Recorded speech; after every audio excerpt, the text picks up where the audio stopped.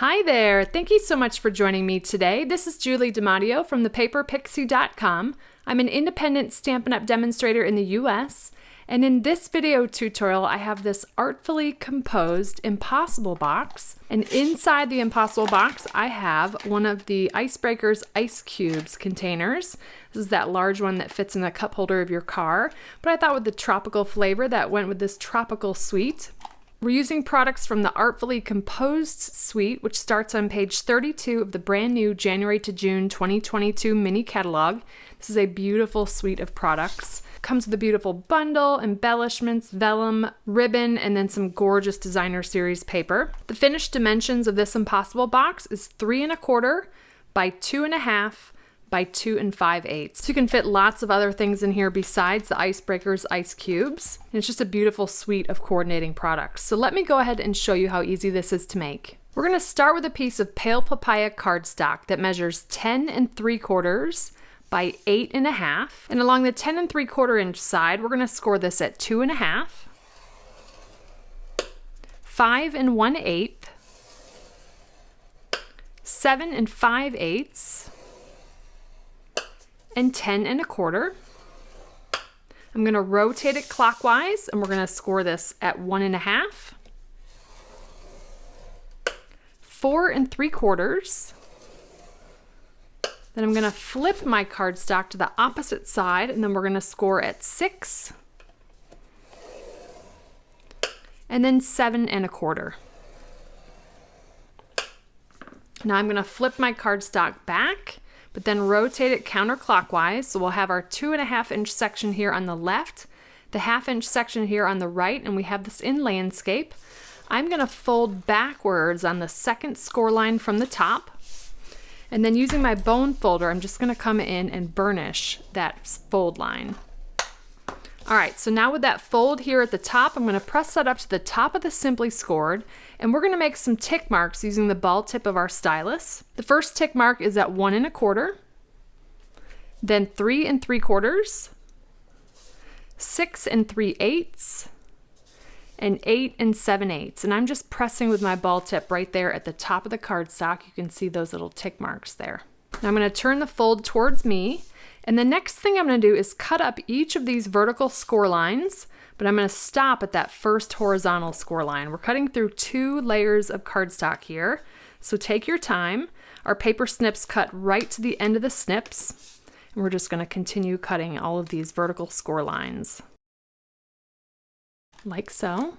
Now I'm going to remove this corner section here. I'm going to turn it a quarter of a turn, and then come in and just angle cut to remove that piece, like so.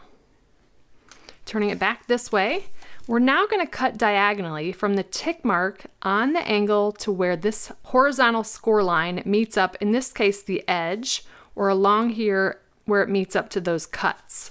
So let me do the first one here slowly. We're going to cut from the tick mark on the diagonal to where that horizontal score line meets the edge of the cardstock. We're going to move down to the next one and just continue to repeat the same thing from the tick mark to the intersection of the cut and the horizontal score line, like so. Okay, we've done all of those. Now when we open this, you'll see that we now have these larger triangles, and that's the trick with cutting it while it's folded. That saves us from having to come in with an X-Acto knife to cut those out. I'm going to turn it around this way, and this time I'm going to fold backwards on that top score line and burnish. I'm going to turn the rest of these valley score lines into mountain folds. So fold that one on the opposite way and burnish.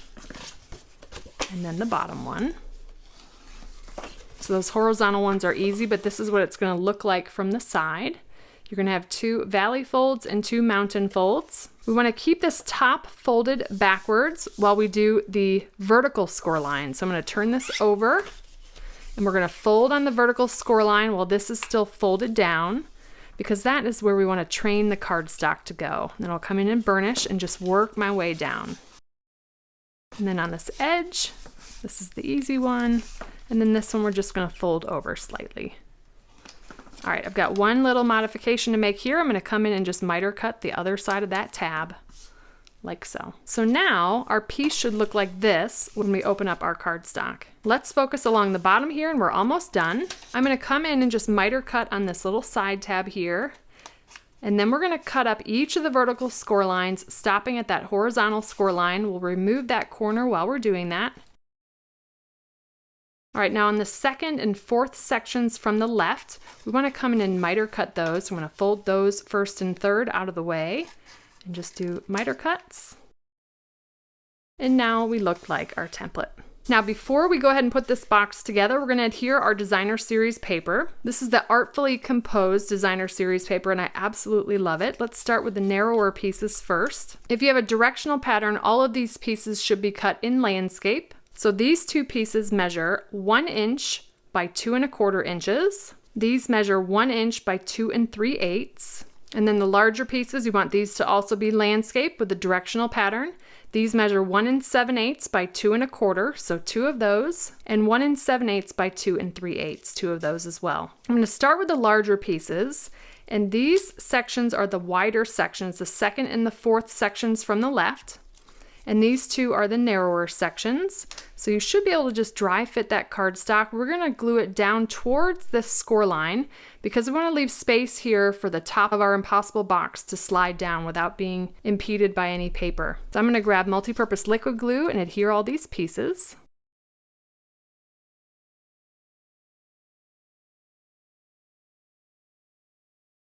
All right, now for the narrower pieces, they're gonna go right along the top, but keep in mind, this is gonna be the way that this lid slides down. So we wanna make sure that the direction of the paper is top to bottom. Now, if it's easier for you to kind of flip the cardstock this way to give you an easier surface to adhere, go ahead and do that. And again, we've got the wider sections are the second and fourth, and the narrower sections are the first and the third. So I'm gonna go ahead and glue those down as well.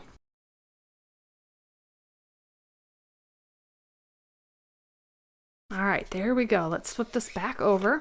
Now it's time to put together our box. I'm going to fold this down again, flip it over here, and then I'm going to fold on the second score line from the left. I'm going to apply adhesive just to this tab. We're going to do this tab last. So liquid glue there, I'm going to fold on the first score line from the right.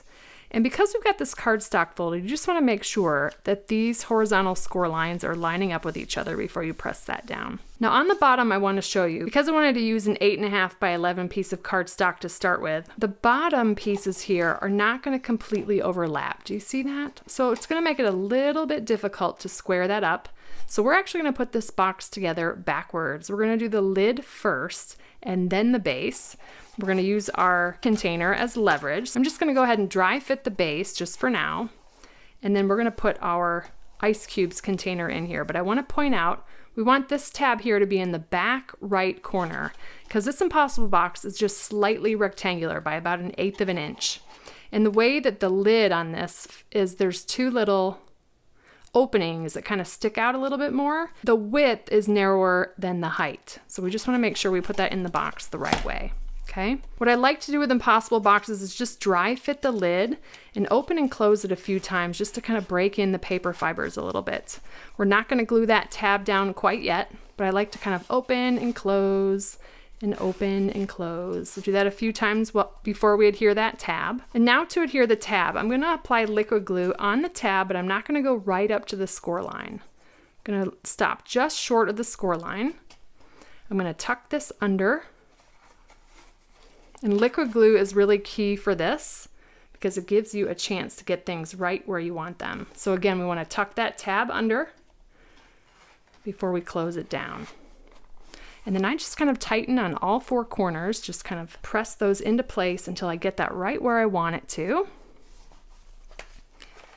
And then we can make sure that that's lined up right there on the edge. Now remember, the base is still open. Like so. All right, so let's flip it over and let's go ahead and focus on the base. Here's where our tab is. So this is the back of the box. I'm going to keep that in mind. All right, we're going to start by just putting a piece of tear and tape right along the top edge of this flap, but it's on the inside. And I'm going to go ahead and remove that now. And now here's what we're going to do. I'm going to put liquid glue on each of the tabs that fold in, as well as the back flap, and then this front flap just right up to that tear and tape. I had some cardstock still stuck to my tear and tape there. All right, so now because we've got our gum in the box, we can now fold everything into place. We've got leverage from the inside, and we can press from the outside, and then that's going to line up right where we want it to, just like that. Again, let's practice opening and closing a few times, get that broken in, and there we've got a perfect impossible box. I love these. Let's do a little bit of embellishing. We're going to be using the Artfully layered bundle. I've done all the work ahead of time to save time here. I heat embossed Thank You in white, and I actually die cut it using this die from the Bloom dies. I love the way that that looks. And then from the Tropical Layers dies, which you can purchase bundled with the Artfully layered stamp set for a 10% discount, I die cut an Evening Evergreen leaf piece and a Calypso Coral leaf piece as well. So we're gonna go ahead and layer these. I'm just gonna put a little bit of liquid glue kind of along the stem there and layer that over the Evening Evergreen piece. Gonna grab a trio of dimensionals to put on our sentiment. Gonna layer that right there. Got another trio of dimensionals, but here I want to make sure that I don't have any dimensionals at the top because we need that lid to be able to open and close freely. So I'm just going to put those right along the bottom of the leaf. Pop that on the front. And then for the finishing touch, I'm going to grab a rhinestone for some added bling. And there we have our artfully composed impossible box, sized to fit the Icebreaker's ice cubes. So thank you so much for joining me today. If you enjoyed this video, please give me a thumbs up, subscribe to my channel, and hit that bell icon so you don't miss my next video. If you're interested in purchasing any of the Stampin' Up! Products I used today, they'll be linked in the description.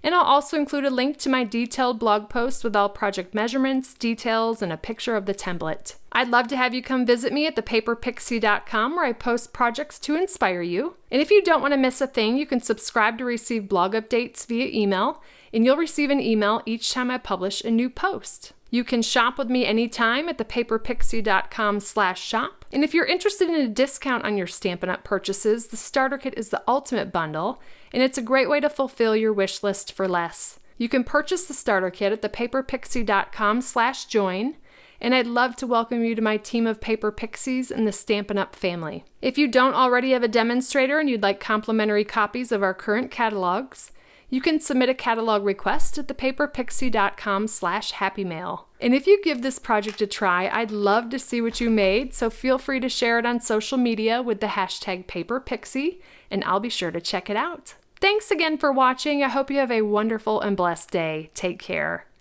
Bye.